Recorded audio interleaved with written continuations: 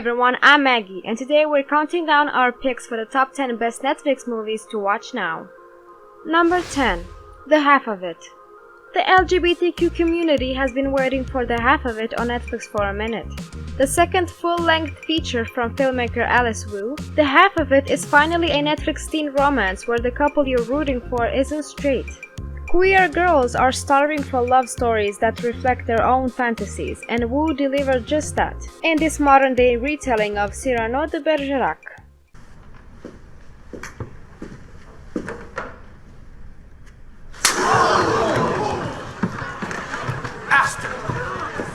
Number 9. Extraction. The film revolves around the story of a black market mercenary, Chris Hemsworth, who is assigned for a deadly mission to Dhaka to retrieve the teenage son of India's biggest crime lord.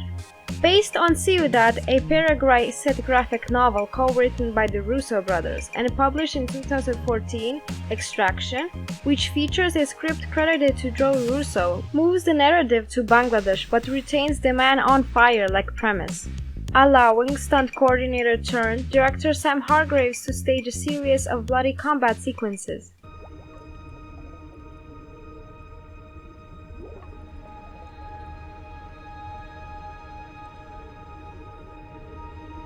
Number 8. The Old Guard.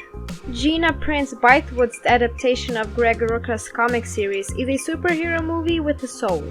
It stars Charlize Theron as Andy, aka Andromache, a warrior who has lived for 6 millennia and doesn't really see the point anymore.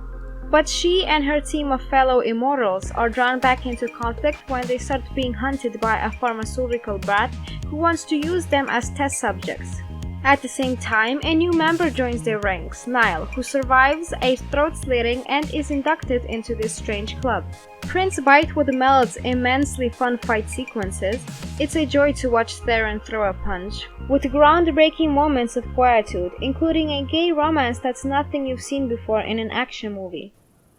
You shot me. I did. I need you to get back in the car, please.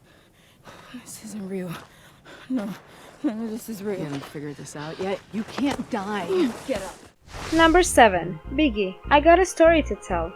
Unlike other documentaries on the notorious B.I.G. Biggie, I Got a Story to Tell focuses mostly on his life before fame. Die-hard rap fans have known since the notorious B.I.G.'s second and final studio album, Life After Death, that the legendary Brooklyn rapper has a story to tell. But Netflix's new original documentary about the hip-hop icon reveals how much of his story has actually gone overlooked for decades. Thanks to the rare footage captured by Biggie's childhood friend Damien D. Rock Butler, who was vlogging decades before it was cool, and archived in-depth interviews. Biggie, I Got a Story to Tell offers an expansive look at Christopher Wallace's meteoric rise as a rapper, his evolving psyche, and his unrealized ambitions. It's kind of hard when you grow up with somebody that ends up successful, because you'll never look at them like that. Number 6. Miss America. Taylor Swift desperately wants people to like her. That could be read as an assumption inferred from the work she's done to connect with her fans and seem relatable as one of the biggest musicians on the planet, or the public positions, or lack thereof, she has taken. But after the new documentary Miss America, which premiered on the opening night of the 2020 Sundance Film Festival and hit Netflix on January 31st, the statement is simply a fact. Swift comes out and says that she spent most of her life desperately craving approval, pats on the head from strangers. Her entire moral code, she explains, is a need to be thought of as good. And now I realize, no, if you eat food, have energy, get stronger, you can do all these shows and not feel it. Number 5. Athlete A. Athlete A, named for the then anonymous gymnast whose complaint led to the first public disclosure of the decades of abuse by Larry Nassar, reveals that the toxic culture of the USA Gymnastics was about protecting the brand, but not the girls. The selection and training techniques that produced champions also made the girls vulnerable to abuse, moving them to an isolated training facility in Texas, where coaches alternated between telling them they were special and berating them for anything short of perfection. Coaches Bella and Marta Caroli could be brutal, even slapping them for not measuring up. If the girls complained, they were ignored or asked to sign a non-disclosure agreement. And they knew that even asking questions meant risking not being selected for the Olympic team. And Larry gave me a physical, and he got me completely naked, and I thought that was normal. Number 4. The devil all the time. What if you took a few beloved actors and put them in the most dour, depressing project you could find? Well, then you'd have The Devil All the Time, the new Netflix movie from director Antonio Campos. The film stars Robert Pattinson and Tom Holland, among others, and is probably best described as 2 hours and 18 minutes of misery. Every bad thing that can happen to these characters in Appalachian, Ohio, does happen. The sheer amount of misfortune would almost seem like a parody if the movie didn't take itself so incredibly seriously.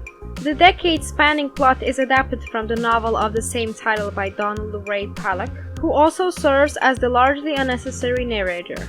In the screenplay, which was written by Campos and his brother Paulo, Pollock's voiceover describes every plot point, sometimes even before it is going to play out on screen. The saga of the residents of Knockemstiff and the surrounding area unfolds as if Love Actually were about post-World War II tragedy.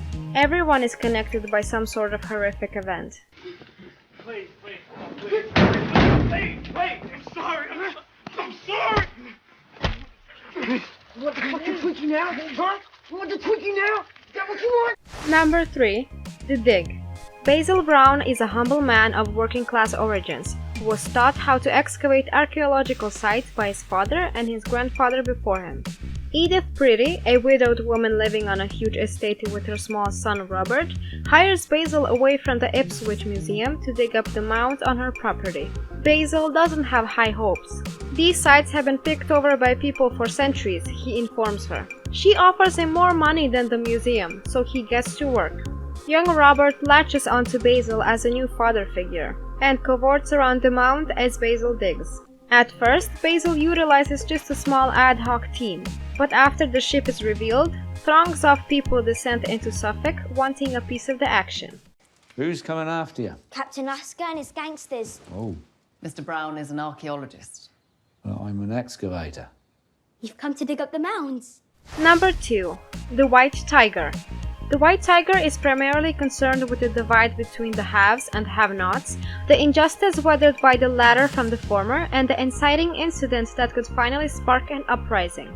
Bahraini sticks close to the source material, trusting lead actor Adarsh Gaurav to take us through the lifetime of poverty that could inspire a moment of radicalization, and that faith is warranted. Gaurav hardens before our eyes in a performance that flips back and forth between immature recklessness, calcifying fury, and justified braggadocio, and that multifaceted quality is key to the intentionally uncomfortable rags-to-riches nature of the White Tiger. The Indian entrepreneur has to be straight and crooked, mocking and believing, sly and sincere, all at the same time. Before we continue, be sure to subscribe to our channel and ring the bell to get notifications about our latest videos. Number 1. The Trial of the Chicago 7. Aaron Sorkin's The Trial of the Chicago 7, widely praised by critics including yours truly, arrives on Netflix today. It's an instant Oscar play, entertaining look at an all-too-relevant piece of American history when the United States government unjustly tried 7 activists for conspiracy and inciting a riot during the clash between police and protesters at the 1968 Democratic National Convention, backdropped by the Vietnam War. But like any film, The Trial of the Chicago 7 is not 100% historically accurate, and in fact some of the changes Sorkin decides are quite revealing, highlighting how the writer/director put his own stamp on the story, in some cases for worse. Mr. Seal, I strongly caution. Oh, strongly fuck yourself! I hope you enjoyed this video. Check out this other recent clip from our channel, and be sure to subscribe and ring the bell to be notified about our latest videos.